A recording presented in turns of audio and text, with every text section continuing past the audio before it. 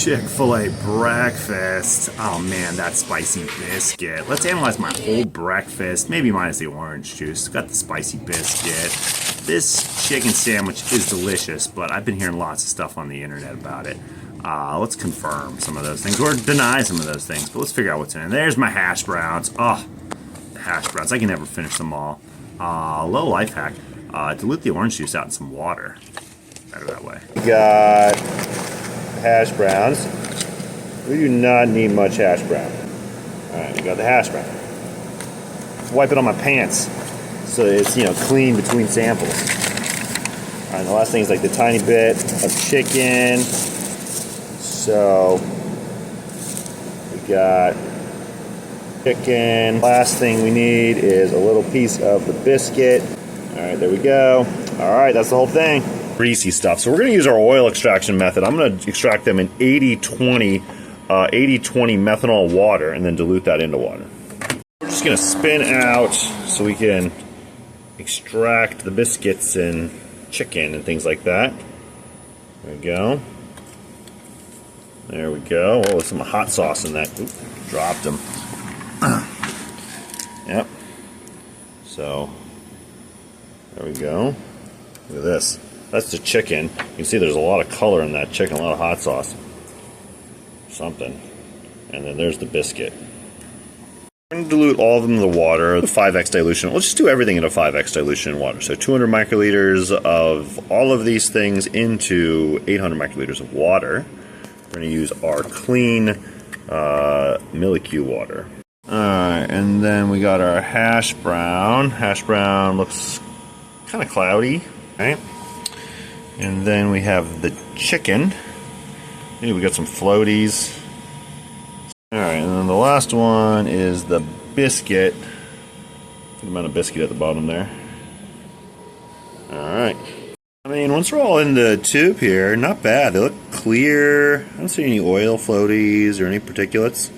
I think these are safe to run. Let's go to the Zevo Q-Tough. We got all the Chick-fil-A samples on the Zevo Q-Tough. Untargeted metabolomics. We're running these things out, Chick-fil-A hash brown, spicy chicken, and the biscuit on the oil adulteration method on the C18 column. Here we go, hash brown data. Let's go ahead and look. We got the blank on top. You can see my column's getting kind of dirty from running all these lipids. But anyways, we're going to look for the stuff down low. There is one major peak in the Chick-fil-A hash browns. They're at 852, right down the middle. I am very curious. What is this large mass? 852. You can see it's showing up there at 852. And then it's got like a hydroxyl form at 868. Let's go ahead and search this in HMDB. Oh, HMDB results. What is alpha chalchonin? Alpha chalchonin is a steroidal glycoalkaloid that is a toxin, a natural toxin produced in green potatoes. And then there's solanain as well. Let's see what mass this guy is. That's maybe the other peak at 868. And we maybe can get a mass on this guy on the Wikipedia. I know nobody likes me using the Wikipedia. 868, oh no! So, I guess they're maybe using green potatoes, and there's a little bit of green potato toxin. So, I mean, I guess you don't need... I wish I knew that before I ate all the hash browns. You could say that's a pretty serious claim to make, that there is potato toxin in the hash browns from Chick-fil-A. But I'm going to look at the fragment ions here. You got 852, it's going 706, 560, 398. This is the database. There we go. Here we go. We got 706, 558, 380, 398. It matches. It's matching the fragmentation pattern even down low. 147, 147. I'm sorry, guys. You guys got to watch out for these green potatoes. I mean, I think they're not like that bad for you, but like, I don't know. I mean, I'll have to check the French fries next. Maybe they're using the same potatoes. Careful. I'm scared to look at anything else in these hash browns. I'm assuming there's a bunch of other good stuff as well. But we're gonna move on to the chicken. Forget about the potatoes. We're on to the chicken. Spicy chicken sandwich. First thing we're gonna look for is how much capsaicin. So the first thing I'm looking for is how spicy is this chicken. This big peak right here at 286. I've seen that before. Also 306 and 308. Those are all your spiciness things. So the 306, 308, that is capsaicin and dehydrocapsaicin. You see there's the 305, so 306 protonated capsaicin mass. Dehydrocapsaicin is just missing the double bond. And so that, it would make it up to 308. And then the biggest peak is that 286 mass. And that is piperin from black pepper. I see that piperin all the time at 286 and all sorts of flavored fast food things. And it is that pungent flavor of black pepper. So lots of black pepper, just a little bit of chili pepper. So early on the C18 run is where peptides and proteins come off. We did extract chicken, so it should be peptides and proteins. Typically you can figure these out because you have multiply charged series. You got a distinct look to it. This is definitely a big blob of partially digested chicken protein. So, you know, it is real chicken. You can see that's a doubly charged small peptide coming out of the chicken protein. So we got some chicken protein that has been digested into this big blob. I'd say that's the chicken protein, the soluble portion of that chicken. The inspiration for today's Chick-fil-A chicken analysis was I saw this TikTok about nicrobazine, a chicken contraceptive that is in chicken meat, and they were saying it was specifically in the Chick-fil-A chicken meat. They were like being really sensational about it, and so I'm like, I can check for that.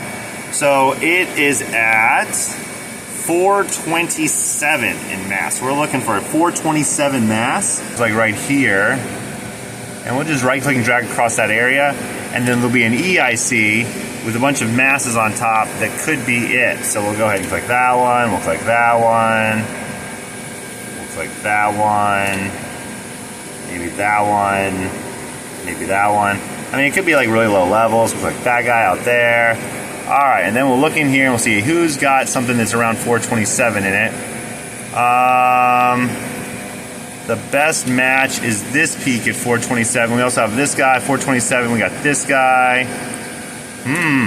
We should investigate further. I mean, going into the molecule and grabbing the formula weight, and then we'll, advantage on this Zevo Q-Top is my accuracy is excellent. So we're gonna isotope model this guy. Paste it in there, plus the proton. It's got to be like right on top of it. We want something that's like literally right on top of it. It needs to be at like 1366. I mean, this is a close one, but it's still way off. I'm gonna say that I am not seeing, from first glance here, I am not seeing a mass close enough to match this chicken poultry contraceptive. So I don't know if I'm seeing that in the chicken. I don't see it in the chicken. It doesn't look like it's in there. So good news, I am not finding this contraceptive in the Chick-fil-A chicken. All right, we're on to the biscuit. The chicken, we already did it. Now we got the biscuit. So not seeing a whole lot of really interesting things in the biscuit. We can pull up the biscuit blank, the blank after the biscuit run. We can see there are some interesting things. Let's take a look at this 520 mass, maybe this 286. There's a whole lot of sugar there at 365. We expect that. There's tons and tons of sugar, especially in American baked goods. 188. Here's all the exact masses if anyone's interested. This is spinning up in HMDB. We'll see if we can figure these guys out. Search that 205 mass. And the first interesting thing I found is the amino acid tryptophan. You know, tryptophan makes people a little sleepy. Search tryptophan in bread, and you see whole wheat contains the most tryptophan. White flour contains less than whole wheat, but biscuits contain more tryptophan than whole wheat because they include eggs and milk in the dough. So careful of them sleepy biscuits. That wraps up the Chick-fil-A breakfast analysis. If you like that analysis, maybe I'll do a few more breakfasts.